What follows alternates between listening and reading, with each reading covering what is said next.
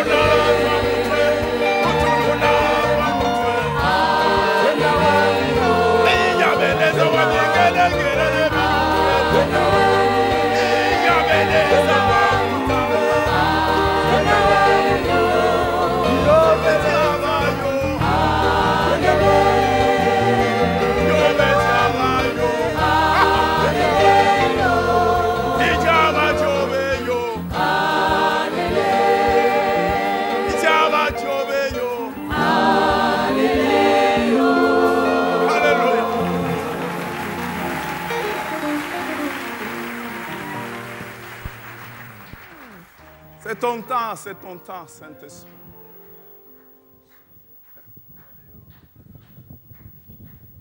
Ezatango nayo yako sala. Hey, hey. Makamwa minene. Hey, hey. Ayo ya yankembo. Et ta parole soit bénie. Et ton église soit bénie.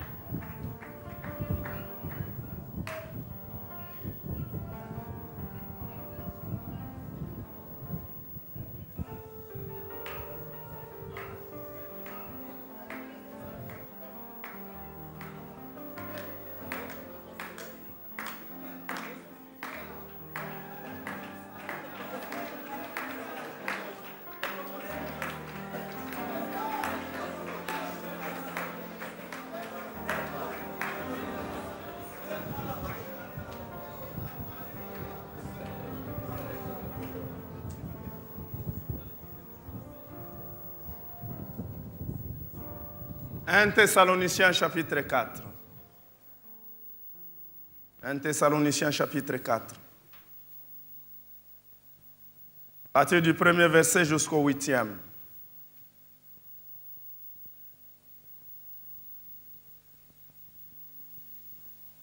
La Bible dit, au reste frères, puisque vous avez appris de nous comment vous devez vous conduire et plaire à Dieu, et que c'est là ce que vous faites, nous vous prions et vous conjurons au nom du Seigneur Jésus de marcher à cet égard de progrès en progrès.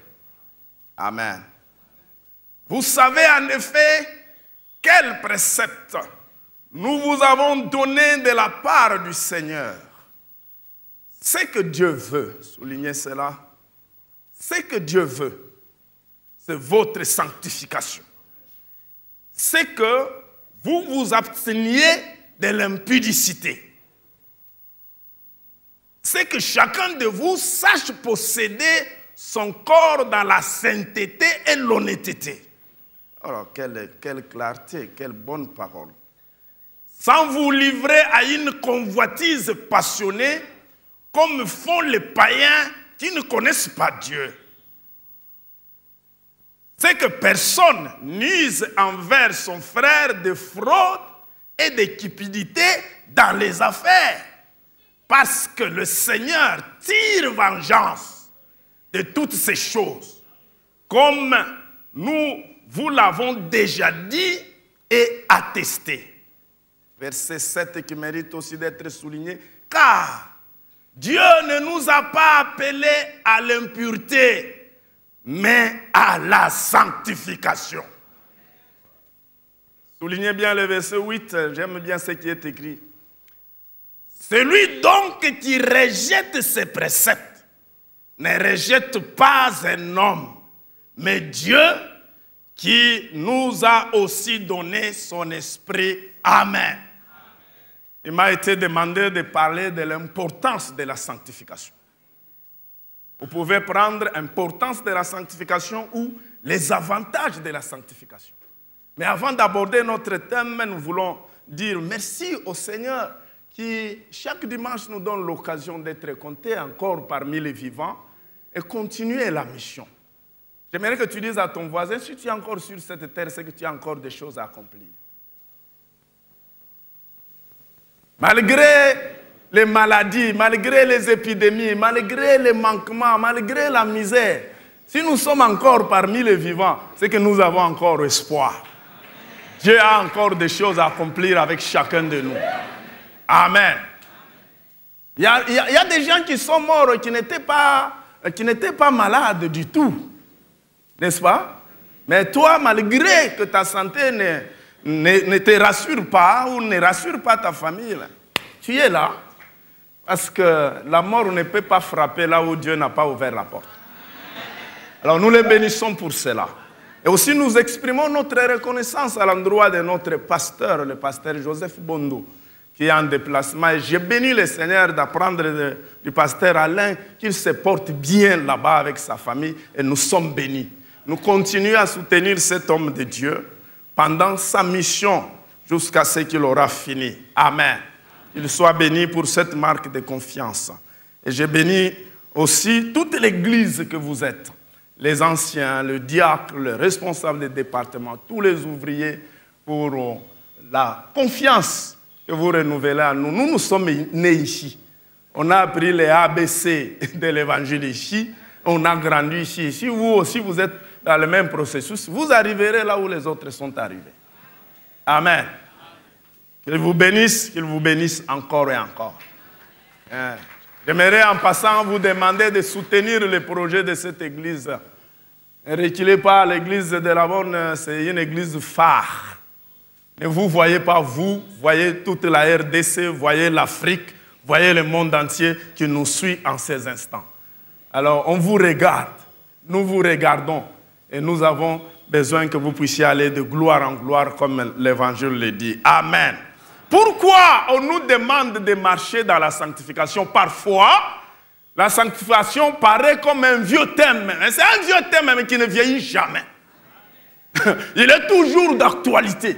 Même nous qui prêchons, nous sommes les premiers concernés par ce message. Il y a des avantages pour ceux qui marchent dans la sanctification. Pour ceux qui marchent dans la sanctification.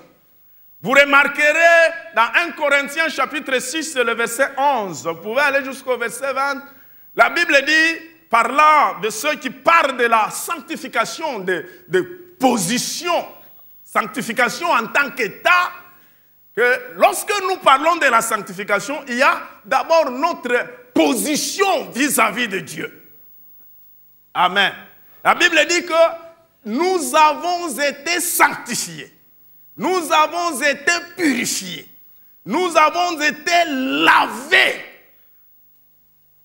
Donc quand nous avons donné nos vies à Christ, lorsque nous avons confessé nos péchés, lorsque nous avons regretté sur notre état de pécheur, eh bien le sang de Jésus-Christ, par le pardon qui nous a été accordé, nous a sanctifiés. Et nous demeurons dans cet état de sainteté en Jésus-Christ.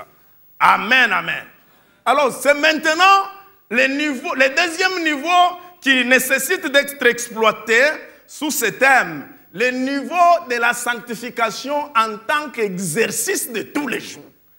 Je suis lavé, maintenant je dois me maintenir dans un état de sainteté et de pureté. Et ça, c'est un exercice de tous les jours. Le pasteur Vernon criait haut et fort du haut de cette chair que passez par la croix tous les jours. Amen. Il ne faut pas vieillir dans votre marche chrétienne. Nous renouvelons notre marche chrétienne, notre sainteté, en nous sanctifiant tous les jours et en nous maintenant dans cet état de sainteté. Alléluia. Alors il y a des avantages, il y a certaines importances pour ceux-là qui marchent dans la sanctification. Et si vous voulez bien comprendre, on peut exploiter ce thème en ciblant certains domaines. Par exemple, les domaines de notre appel, les domaines de notre vocation. Ça apparaît clairement au verset 7, 1 Thessaloniciens 4. La Bible dit, car Dieu ne nous a pas appelés à l'impureté, mais à la sanctification. Donc la sanctification, c'est notre destinée. Dis à ton voisin, la sanctification, c'est notre destinée. Dieu nous a appelés à la sanctification. Il ne nous a pas appelés à l'occultisme. Il ne nous a pas appelés à l'impureté, à l'adultère, aux fraudes dans les affaires, les choses que nous gérons dans les églises. Deux personnes d'une même église sont allées faire des affaires quelque part. Ils viennent, ils se plaignent auprès du pasteur. Mon frère m'a roulé. Là où je lui ai demandé de m'acheter une chair. Je savais bien que la chair là coûtait $50, mais il lui m'amène 150. Et il est serein, comme s'il n'a rien fait. Dieu ne nous a pas appelés au péché. Dieu nous a appelés à la sanctification. Sois pauvre, manque je ne sais pas de quoi, mais sois saint devant le Seigneur. Si aujourd'hui ça ne marche pas, demain ça marchera. Alléluia. C'est notre destinée, pour ceux qui crient destinée, destinée. Nous sommes destinés à la sanctification. Et non pas aux fraudes. Et non pas au péché. Notre corps, notre esprit, le Seigneur contrôle. Nous avons besoin d'être saints tous les jours. Et cette sanctification, l'apôtre Pierre parlait même de la sanctification de l'esprit. Comme pour dire que Cet appel-là n'est pas lié au titre qu'on peut avoir à l'église. Oh, moi je suis pasteur, oh, moi je suis diacre, moi je suis ceci. Vous n'êtes pas exonérés. J'ai prié tout à l'heure que ce message me concerne d'abord moi-même avant tout. Je ne suis pas exempt. Quels que soient les éloges que vous pouvez avancer à l'endroit d'un homme de Dieu, à l'endroit d'une église, Dieu n'est pas impressionné par tout cela. Il a besoin de la sanctification.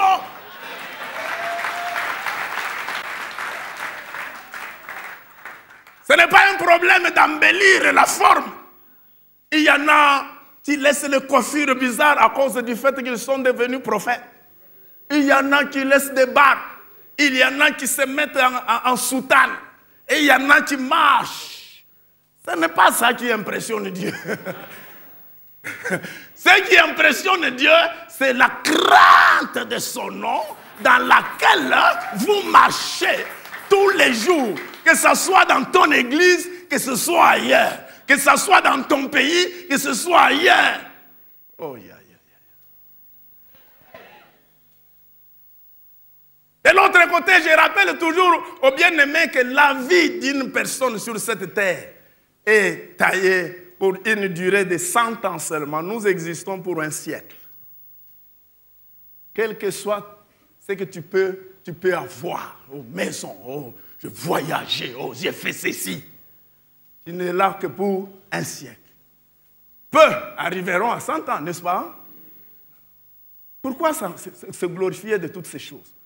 Si je dois me glorifier, c'est quand j'examine que je suis en bon terme avec le Seigneur. Parce que c'est à cela qu'il m'a appelé. Est-ce que nous pouvons dire un amen des gens qui comprennent ces choses? Alléluia. Cet appel n'a rien à voir avec votre positionnement familial. Moi, je suis la femme du pasteur. Oh, moi, je suis l'enfant du pasteur. D'ailleurs, mon père, c'est lui qui gère cette église, c'est lui qui fait ceci. Ce n'est pas ton problème à toi. Amen. Ce que Dieu veut, c'est votre sanctification. Nous sommes appelés à cela. Et lorsqu'on sait qu'on est appelé à cela, directement on comprendra ce que l'apôtre dit. Ne savez-vous pas que votre corps est le temple du Saint-Esprit qui habite en vous? Comment vous allez faire du temple du Saint-Esprit un temple démoniaque où se logent toutes sortes d'impuretés, toutes sortes de péchés? Rappelle encore avant de passer à ton voisin, nous sommes appelés à la sanctification.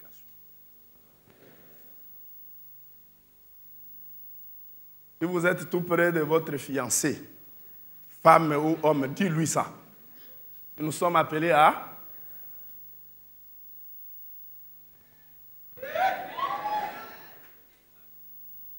Je ne vous dirai pas de dire à votre mari qui rentre tard de lui dire ça, sinon ça va vous créer des problèmes. Seulement que lui-même sache que Dieu nous a appelés à... Que ceux qui désobéissent à cela, ils tirent vengeance. Ils tirent vengeance de toutes ces choses. Un domaine très important que j'aimerais encore exploiter, comme le deuxième point, c'est le domaine de notre ministère. Quelle est l'importance de la sanctification dans le domaine du ministère? Il y a beaucoup de passages, nous pouvons lire 2 Timothée. 2 Timothée chapitre 2.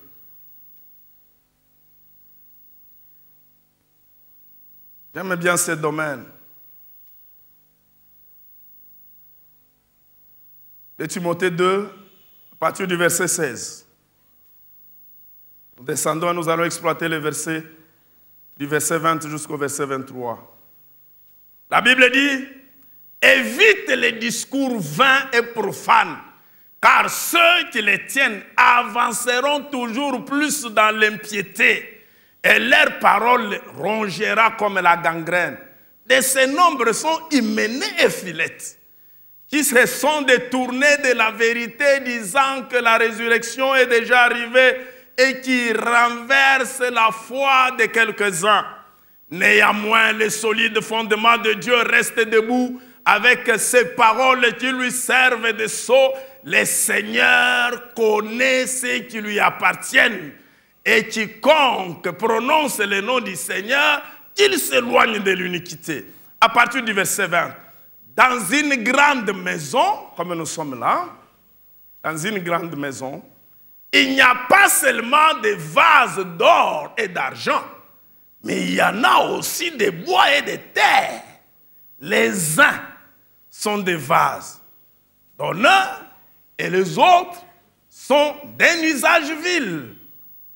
Soulignez le verset 21. Si donc quelqu'un, oh, j'aime bien cette expression, si donc quelqu'un se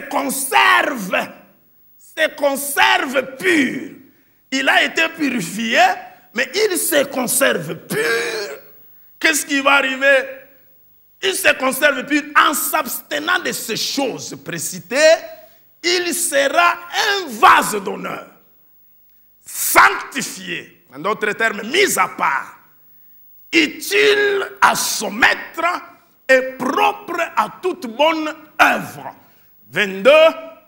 Fuis les passions de la jeunesse et recherche la justice, la foi, la charité, la paix avec ceux qui invoquent le Seigneur d'un cœur pur. Repousse les discussions folles et inutiles, sachant qu'elles font naître des querelles. Amen. Si donc quelqu'un se conserve pur. Oh, j'aurais voulu entendre dire si les pasteurs se conservent pur. Si tel qui a telle responsabilité se conserve pur. Si on avait cité le nom de quelqu'un, quelqu'un d'autre pouvait dire ça ne me concerne pas. Maintenant on donne un pronom indéfini. Si quelqu'un. Et s'il y a quelqu'un dans cette salle, sans titre, sans quoi. Dit si quelqu'un se conserve pur en s'abstenant de ses péchés, il sera dans la maison de Dieu un vase d'honneur, mis à part. Il sera utilisé par son maître. Donc, par la sanctification, nous devenons dans la maison de Dieu des instruments efficaces et utiles pour l'avancement de son œuvre. Amen, amen. Dieu, souvent, depuis l'Ancien Testament, il n'avait pas besoin d'une foule. Il cherchait seulement, est-ce qu'il y a un homme? Je cherche parmi eux un homme. On peut être dans la foule comme nous sommes là. L'apôtre dit que Dieu connaît ceux qui lui appartiennent. Amen. Et l'image qu'il est en train de prendre, il dit, dans une grande maison. Bon, vous habitez une maison. Je ne sais pas les biens qui sont dans votre maison. Il est en train de dire que dans une grande maison, les objets qui sont là n'ont pas la même valeur. Il y a des objets en or, il y a des objets en argent, il y en a aussi en plastique. Il y a des bois et des terres. Par rapport à la valeur d'un objet, sous-entend la place où on va placer cet objet. Vous viendrez dans cette église semaine après semaine. Vous ne trouverez pas la caisse d'argent ici. Ah. Les choses de grande valeur, on ne les expose pas. Si vous entrez dans une parcelle, les choses qui vous reçoivent sont des objets en plastique. Des tuyaux. Donc déjà dehors, tu vois déjà. Plus vous avancez, plus la valeur des choses. Jusque là où demeure le maître, dans la chambre où habitent les propriétaires, c'est là que vous trouverez les objets en or, l'argent en devise. Là où, si quelqu'un se conserve pur dans la maison de Dieu, tu ne resteras pas là où tout le monde. Tu resteras là où reste le Seigneur. Aïe, aïe, aïe, aïe, aïe. On peut être plusieurs pasteurs, mais ce pasteur qui se sanctifie, le Seigneur va l'utiliser puissamment. Que quelqu'un comprend? Ce n'est pas un problème de l'église, c'est un problème personnel. Si quelqu'un se conserve pur. Et ce sont ces gens-là dont la Bible dit, ils sont cachés avec Christ en Dieu. Dans les lieux célestes, ceux qui sont purs deviennent comme une propriété privée de l'Éternel. Tu oses les toucher, tu provoques le ciel. Tu oses les critiquer, tu provoques le ciel. Si tu les combats, c'est toi qui s'enterres. Parce que tu ne gagneras pas la bataille devant le Seigneur. Si quelqu'un sait...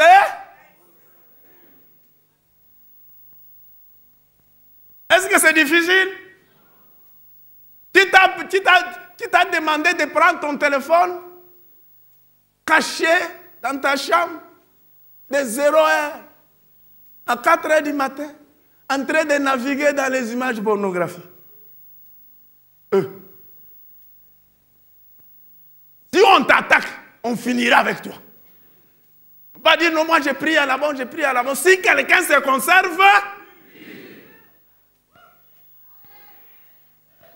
il sera utile à son maître et propre à toute bonne œuvre. Quand le Seigneur voit que je vais guérir cette personne, il dit je vais utiliser cet instrument. Ça c'est un instrument utile pour ça. Quand le Seigneur voit que je vais faire telle chose et que je vais utiliser cette fille, même si elle n'a pas un titre à l'église,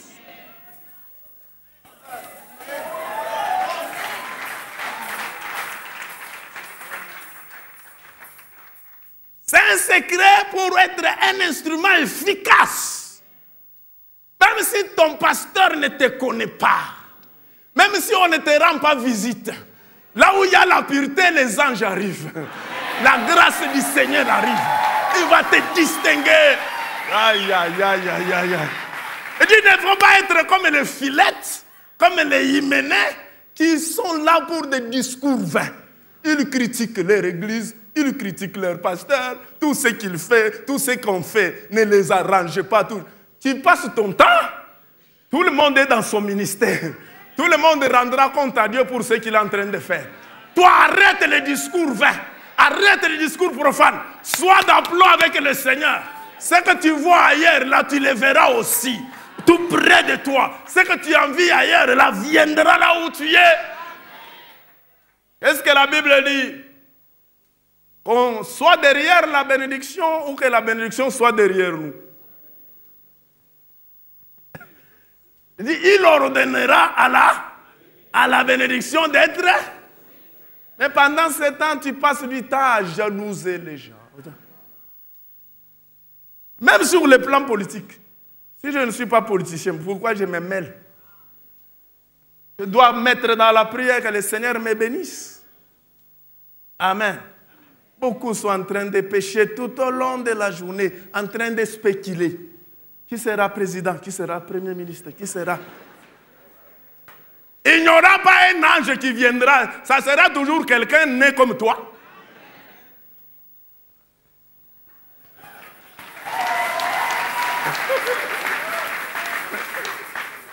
Vous pensez qu'il y aura un président pour qui tout le monde dira « Nous sommes d'accord ». Non.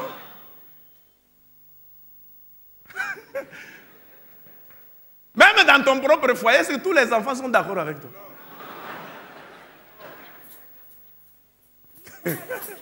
Ici à l'église, là, tu sont d'accord avec le pasteur, tout le monde est d'accord.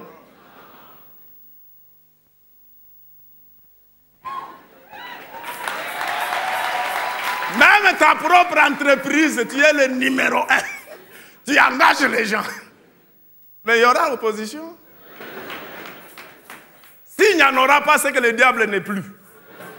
Aussi longtemps qu'il sera là, il y en aura. Mais ce qui importe, c'est que peu importe ce que les gens disent, moi je suis en train d'évoluer avec l'Éternel par la vie de sanctification. Il me rend. Qui avait inspiré cette parole à David? En face de mes adversaires, tu as l'huile ma tête et ma coupe. Peu importe ce qui peut se dire à gauche et à droite, si tu es avec Dieu, ta coupe va se faire quoi? Va déborder. Beaucoup de gens passent du temps sur la montagne, dans des forêts, on cherche le Seigneur, on cherche la force, on cherche la puissance. Mais vous cherchez la puissance avec la haine, avec la jalousie. Si tu auras une puissance, c'est peut-être pour transporter les briques. et servir à la construction de ta maison. Mais celle de Dieu est attirée par la sanctification. Si quelqu'un, dis à quelqu'un, si quelqu'un se conserve pur, à ce niveau-là, il n'y a pas d'âge. Un petit enfant peut être plus puissant spirituellement que son père. Un nouveau converti peut être utilisé puissamment qu'un ancien converti. Parce que le Seigneur n'est pas impressionné par tout ça. Il est impressionné par ceux-là qui ont donné leur vie et qui se soumettent à sa volonté. À cause des avantages matériels, vous changez de nom. Il y en a même qui sont venus dans des ambassades, c'est déclaré que nous, parents, nous sommes morts. Notre enfant est orphelin pour qu'il puisse aller au Canada. Le Canada, c'est le paradis. Tu vas envoyer l'enfant là-bas, il fait froid, il ne peut même pas supporter. Vous mentez que vous êtes mort à cause d'un avantage. Canada, États-Unis. Allez-y là-bas, vous trouverez de longs cimetières.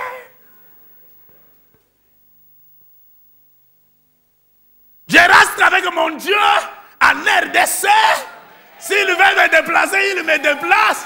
De toute façon, il y a un royaume qui m'attend et j'avancerai pour ce royaume. J'avancerai pour ce royaume. J'avancerai pour ce royaume. Elle s'appelle la Nouvelle Jérusalem.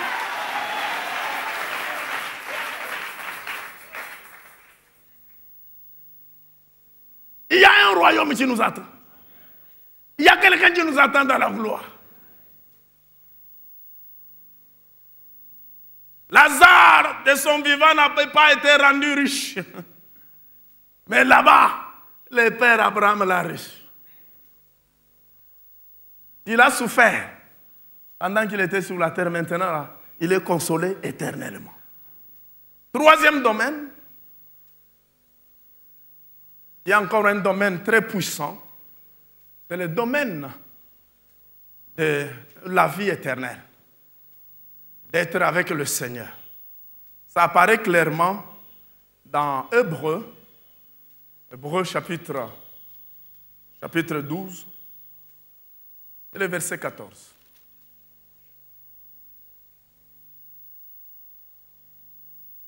Là encore, il y a des choses. La Bible dit, recherchez la paix avec tous et la sanctification sans laquelle personne ne verra le Seigneur. Qui veut voir le Seigneur? La condition sine qua non pour voir le Seigneur, c'est la sanctification. Mais il commence bien. Rechercher. Il ne dit pas chercher. Il dit re. Donc vous avez déjà cherché pour être en bon terme avec tout le monde. Recherchez encore pour être en paix avec la belle famille.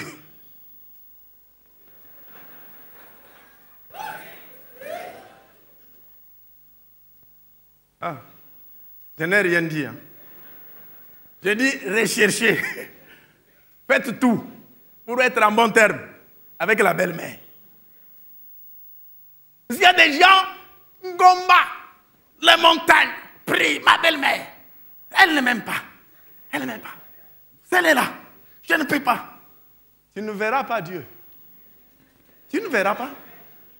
Recherchez la paix avec eux. À moins qu'il y ait une autre version qui dise autre chose. La paix avec mon frère. Avec ma soeur, dans l'église où nous sommes. La paix dans ma famille.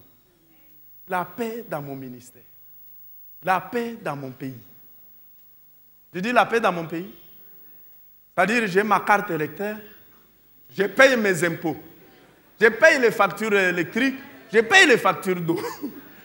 Quand j'entre dans un bus, je paye les transports. Donc, je suis en paix.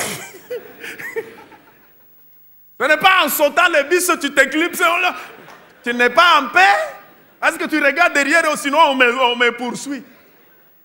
La paix avec quelqu'un à qui vous devez de l'argent à cause de l'aurore, les body que vous avez pris. Ça ne sert à rien de rester au chapiteau, que ici ne me verra pas. Dès qu'on dit Amen, je m'éclipse. Tu t'éclipses. Beaucoup ont changé même d'église.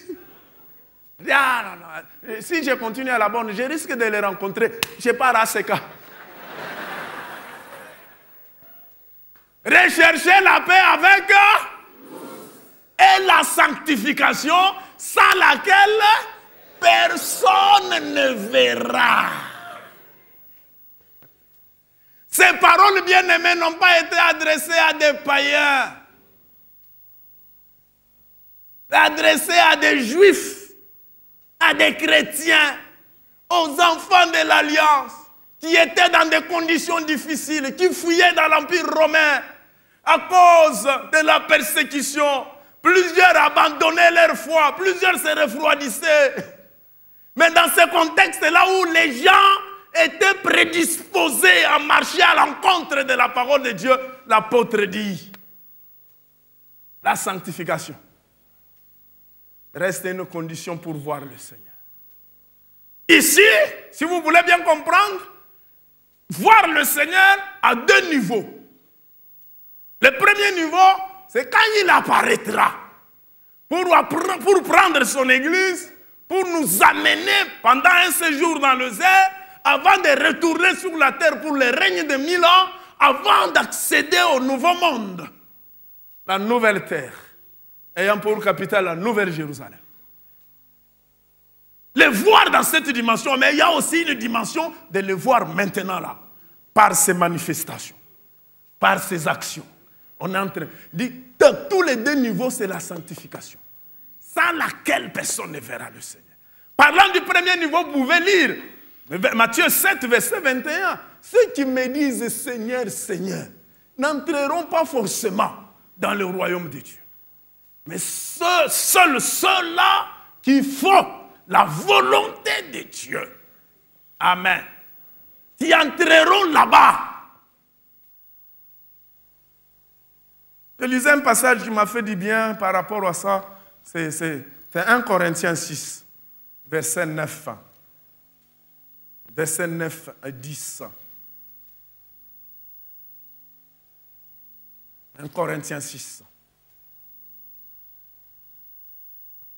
Ne savez-vous pas que les injustes n'hériteront point le royaume de Dieu? Ne vous y trompez pas, ni les débauchés, ni les idolâtres, ni les adultères, ni les efféminés, les hommes femmes et les femmes hommes, ni les homosexuels, ni les voleurs, ni les cupides, ni les ivrognes. Dans leur vitrine, c'est plein d'alcool. Ni les outragés, ni les ravisseurs. Combien de contentieux à la justice. Il a pris 1 mètre de mon terrain. Il a pris 5 mètres. C'est ma parcelle. Et ces gens-là n'hériteront pas le royaume de... Quelle liste éloquente. Ne savez-vous pas ça? C'est une interpellation, non? C'est une interpellation. Ne savez-vous pas que telle catégorie de gens n'hériteront pas? Ajoutez à cela Ephésiens 5, versets 3 à 5, qui parle encore de la même manière. N'hériteront pas les pécheurs. Sont en train de crucifier une deuxième fois le Seigneur à la croix. Eh bien, ils n'entreront pas dans le royaume de Dieu. Sanctification, une condition pour voir le Seigneur en tous les deux, dans toutes les deux dimensions. Je passe 4 et 5 dans les 5 minutes qui me restent. Prenez le domaine de la prière. Quelle est l'importance de la sanctification? Regardez notre frère l'aveugle-né dans Jean 9, verset 30 jusqu'au verset 33. L'aveugle-né est en train de répondre aux gens de la synagogue, aux principaux sacrificateurs, aux ouvriers du temple de Jérusalem. Il dit, nous savons nous tous que Dieu n'exauce pas les pécheurs. Quand toute nation, celui qui l'honore et fait sa volonté, c'est celui-là qu'il exauce. Dieu n'exauce pas les prières des gens qui ne marchent pas dans la sanctification. Même si tu prends un bateau pour faire le jeûne en dessous de la mer, ta prière n'aura accès au ciel que lorsque tu marches par rapport à l'obéissance à la parole de Dieu. Le jeûne n'est pas un fouet au dos du Seigneur et le pousser à agir. Si tu jeûnes mal, tu auras un problème de gastrite terrible. On t'impose les mains, tu n'es même pas guéri. À cause du fait que tu jeûnes mal. Pour que les prières soient exaucées, la condition encore, la sanctification. Si cet homme a été exaucé, j'aime bien ce que l'aveugle dit, jamais on a entendu que quelqu'un ait ouvert les yeux d'un aveugle né. Parfois les miracles, non, l'aveugle l'a vu, ce sont des vieux, des anciens voyants, à cause d'une maladie, ça c'est compliqué. Après la prière, les yeux s'ouvrent. Mais les aveugles nés, tu ne vois même pas. Tu ne vois même pas la prunelle. Tout est bloqué. Oh! Quand on te donne nos prix pour ta foi au point zéro, point mort, tu dis, ça va commencer comment? Il dit, mais si cet homme a été exaucé et que maintenant je vois, c'est qu'il honore le Seigneur. Ceux qui honorent le Seigneur, leurs prières sont exaucées. Est-ce qu'on peut acclamer le Seigneur?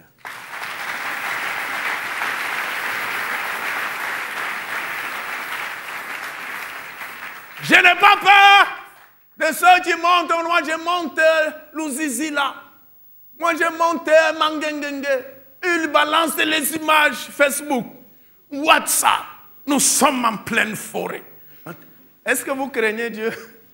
Mais vous êtes allé vous exposer aux moustiques. C'est la crainte de Dieu qui fait que quand tu te mets à prier, le ciel s'arrête pour entendre. Qu'est-ce qu'il veut nous dire? Qu'est-ce qu'il veut nous dire? Ce sont ces gens-là, quand la Bible dit, quand les justes crient l'Éternel, la prière du juste a une grande efficacité. On a dit la prière d'un pécheur. La prière du juste. Quand les justes crient, l'Éternel entend. Pour cela, Ésaïe parlait du vrai jeûne, celui de la sanctification, Ésaïe 58. Si vous voulez bien jeûner, obéissez à la parole de Dieu. Là où quelqu'un prie pendant 3 heures sans rien, quelqu'un qui craint Dieu peut prier 5 minutes. Il y a beaucoup de choses qui se réalisent. Tout ça, nous les connaissons. C'est un vieux thème, mais qui ne vieillit pas. Ce n'est pas que nous ne connaissons pas les choses liées à la sanctification. Seulement que nous sommes incrédules, nous ne voulons pas obéir au Seigneur. Et nous crions, nous pleurons, nous pleurnichons. Nous regrettons ce qui nous arrive. Le Seigneur est dans sa parole. Le Seigneur respecte sa constitution. Vous obéissez à sa parole, eh bien vous avez des avantages liés à ça. Est-ce que quelqu'un croit que pendant que nous sommes au culte ici, tu peux être guéri miraculeusement? Pour que Dieu change ce qui te dérange, ça ne lui demande pas 3 secondes.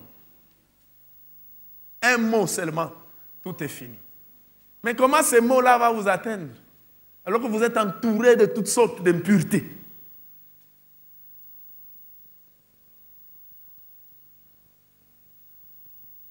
C'est regrettable, vraiment. Dernièrement, j'ai parlé avec mon épouse. On doit chercher un peu, acheter pour mon beau-père, lui acheter quand même un nouvel habit.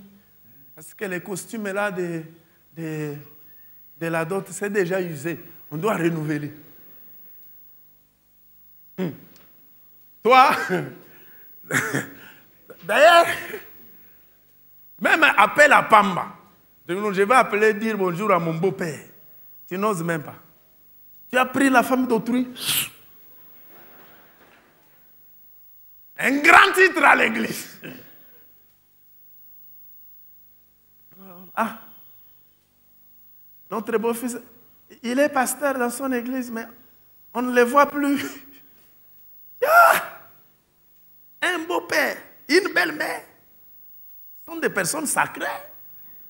Quelqu'un qui a engendré votre mari. Oh.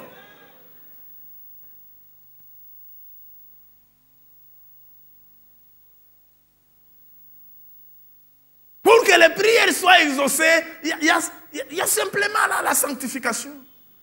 Si vous priez pour quelque chose qui n'arrivera pas, tu recevras un message. Le Seigneur dit non, on ne va pas dans cette direction. Prends telle autre direction. Parce que là, on ne va pas se croiser. Amen, amen. Vite, je termine. La dernière condition, il y en a plusieurs, hein, dans le domaine de vaincre les ennemis. Vaincre les ennemis. Josué 7, versets 10 à 13. Les enfants d'Israël ont perdu bataille devant Haï. Josué commence à pleurer. Seigneur, que feras-tu de ton grand nom? Ton armée a été vaincue. Les enfants d'Israël ont perdu des personnes. Tout le monde est en débandant. Le Seigneur vient. Dit Josué, lève-toi. Aussi longtemps qu'il y a interdit parmi vous, vous ne ferez rien devant vos ennemis. Sanctifiez-vous aujourd'hui. Et demain, vous ferez des grandes choses. Tu es entouré des gens qui opèrent dans le monde mystique. Des sorciers qui vous entourent. Je ne sais pas, dans l'entreprise. Au lieu de vous maintenir dans la sanctification pour les vaincre. Non, toi, tu prends la même route qu'eux. Et tu te livres. Quand quelqu'un se sanctifie, il devient fort plus que ses ennemis. Lisez cela dans Deutéronome 28, verset 7. Il dit, je vous donnerai, si vous obéissez à ma parole, je vous donnerai la supériorité sur vos ennemis.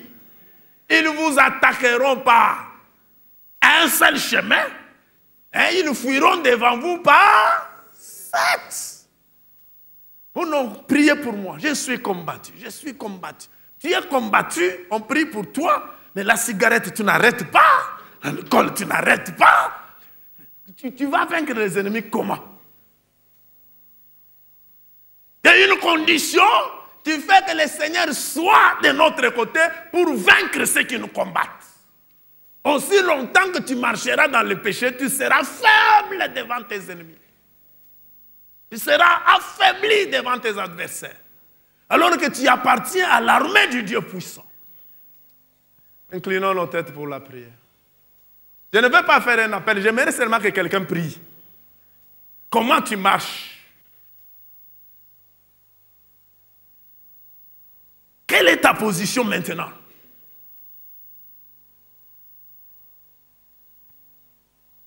Ne mets pas ton problème sur les dos des autres. Regarde-toi. Quand le Seigneur a pris le temps de nous créer, il n'a consulté personne. Même dans les familles dans lesquelles nous sommes nés, c'est le Seigneur qui a imposé à nos familles notre naissance. Tu te sanctifies, tu marches en obéissance, le Seigneur te viendra en aide. Merci Seigneur. Merci Seigneur.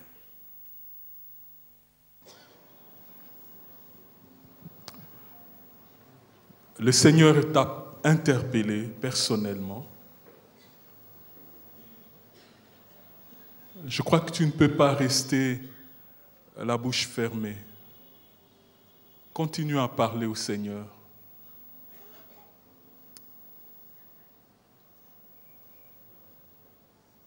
que celui qui est saint se sanctifie davantage. Mais celui qui a des choses à se reprocher, qu'il mette sa vie en ordre devant le Seigneur.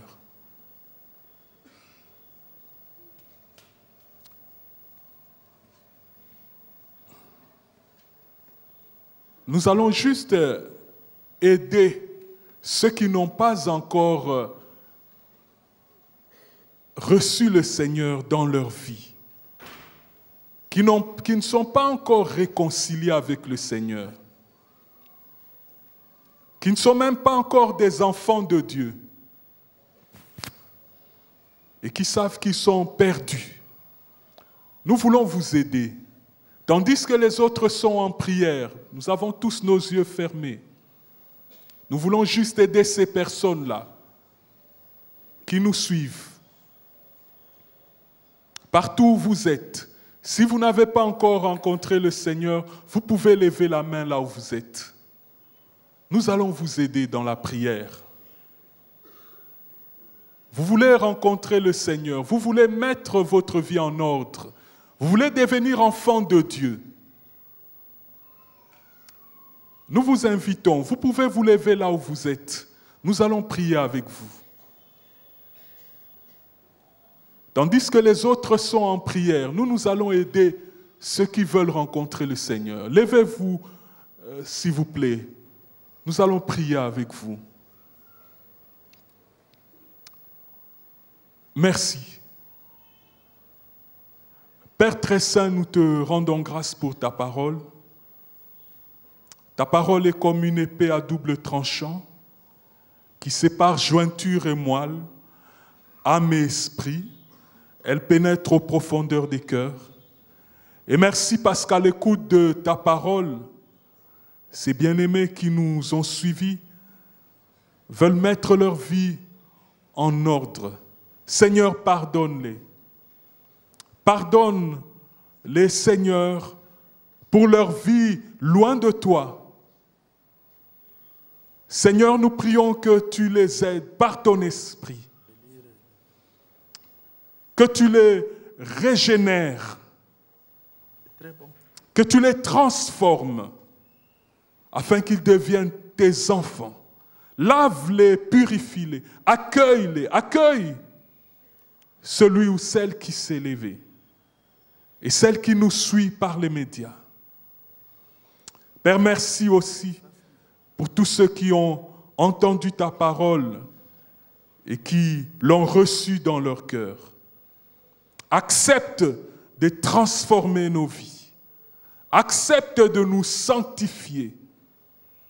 Oui, ton esprit est l'esprit qui transforme, qui vivifie, qui nous aide à porter du bon fruit, qui nous garde unis à toi. Merci Père, merci. À cette heure aussi, nous voulons te donner les dîmers, les offrandes. Nous te prions Seigneur de les agréer, de bénir leur utilisation et de bénir Seigneur tous ceux qui ont mis quelque chose dans le panier. Nous te le demandons ainsi, au nom de Jésus. Amen.